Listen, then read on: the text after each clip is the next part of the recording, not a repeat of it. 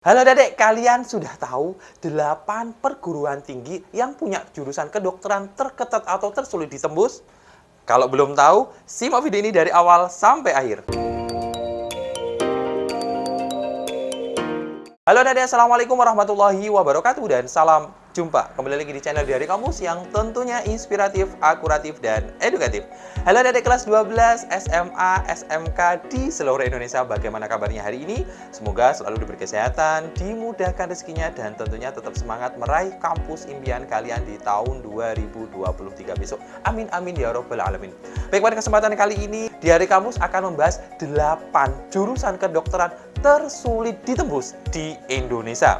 Wah, ini menarik informasinya bagi adik-adik yang saat ini kelas 12 atau yang gap year yang ingin mengikuti SBMPTN tahun 2023 atau kita kenal dengan SNBT tahun 2023 besok. Maka simak video ini dari awal sampai akhir agar adik-adik mendapatkan update informasi seputar SNMPTN SBMPTN tahun 2023 besok. Dan mohon like, share, dan komen, dan tentunya subscribe dan aktifkan lonceng notifikasinya agar adik-adik mendapatkan update informasi secara umum seputar perguruan tinggi negeri dan pernak-perniknya.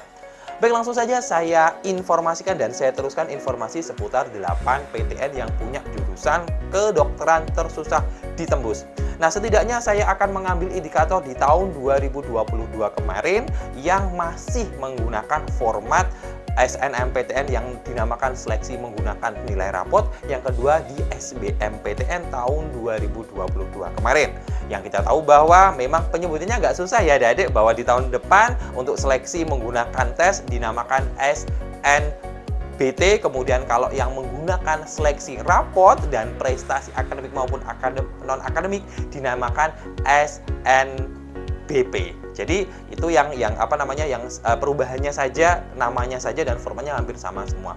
Nah, kita tahu bahwa jurusan kedokteran, nah adik-adik yang ada di Indonesia ini mungkin pengen menjadi seorang dokter.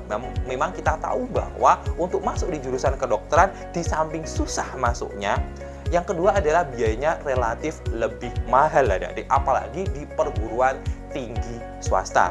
Maka 8 PTN yang punya jurusan kedokteran ini kenapa saya ambil contohnya, karena ini informasinya menarik sekali adik-adik. Bagi adik-adik yang bisa lolos di perguruan tinggi ini, maka akan saya jamin biayanya tidak akan mahal.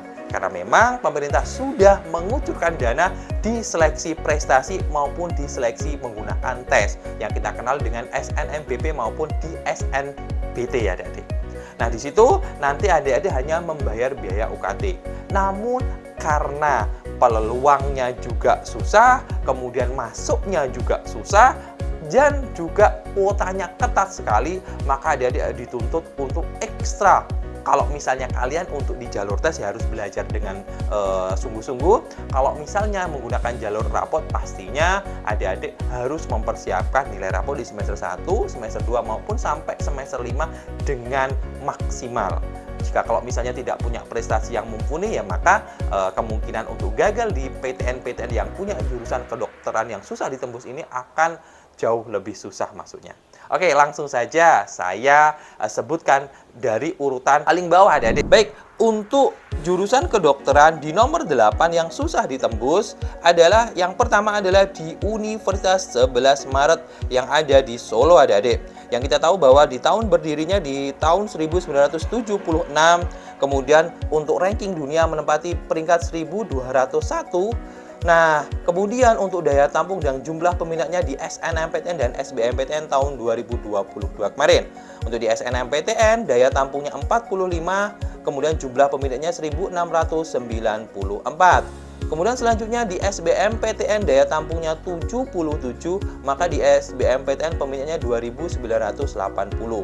Kemudian rata skor UTBK-nya adalah nilainya minimal adalah 700. Jadi kalau di sini saya tulis 700 plus, maka di atas 700 ya adik-adik.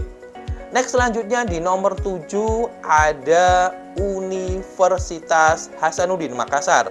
Nah, di Universitas Hasanuddin Makassar ini jurusan kedokterannya tahun berdirinya di tahun 1956, kemudian ranking dunianya di angka 1201, kemudian daya tampungnya di SNMPTN adalah 50, jumlah peminatnya 1854.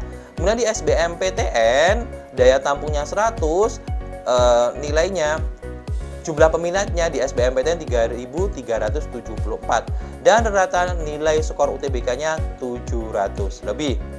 Kemudian selanjutnya di Universitas Diponegoro, Semarang.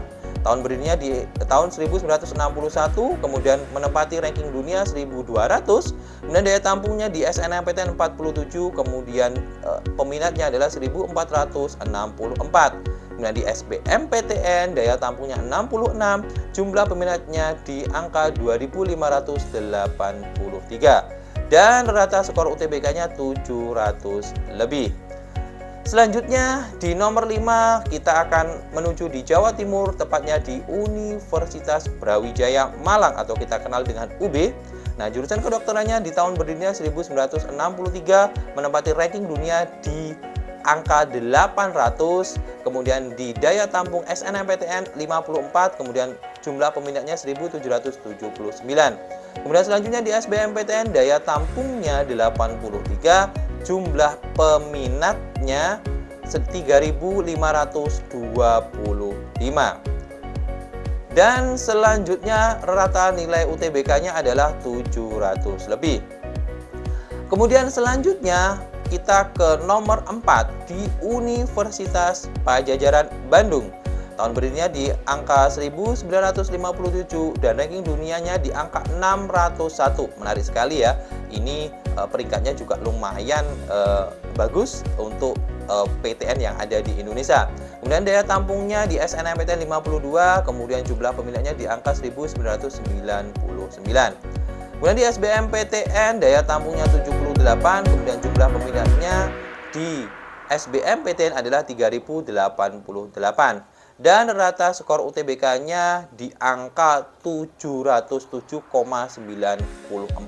Karena ini nilai ini sudah dirilis oleh panitia lokal dari Universitas Padjadjaran atau kita kenal dengan Unpad. Jadi bagi adik-adik yang pengen di Unpad, silahkan lihat video ini dengan seksama karena skor ini adalah skor reratanya untuk masuk di kedokterannya Universitas Padjadjaran.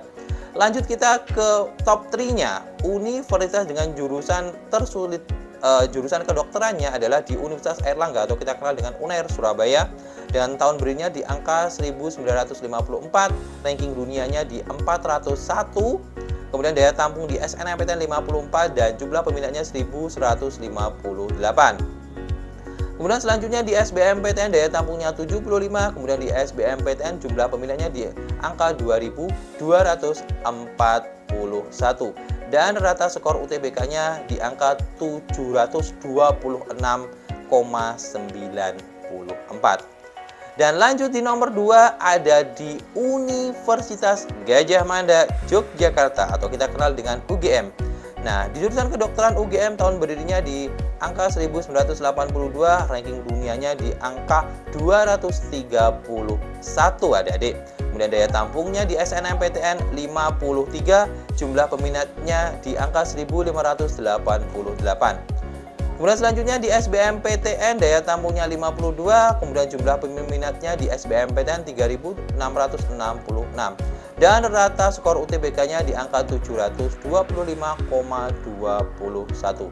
Dan tiba saatnya di peringkat pertama jurusan kedokteran paling sulit ditembus di Indonesia adalah di Universitas Indonesia Jakarta. Nah, Universitas Indonesia dengan jurusan kedokteran tahun berdirinya di angka 1950, kemudian ranking dunia menempati ranking terbaik di Indonesia di angka 201, kemudian di daya tampungnya di SNMPTN adalah 36, kemudian jumlah peminatnya 1189.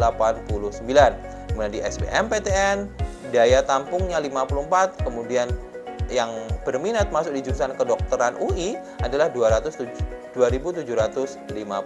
dan rata skor UTBK-nya paling tinggi yakni 747,93 adik.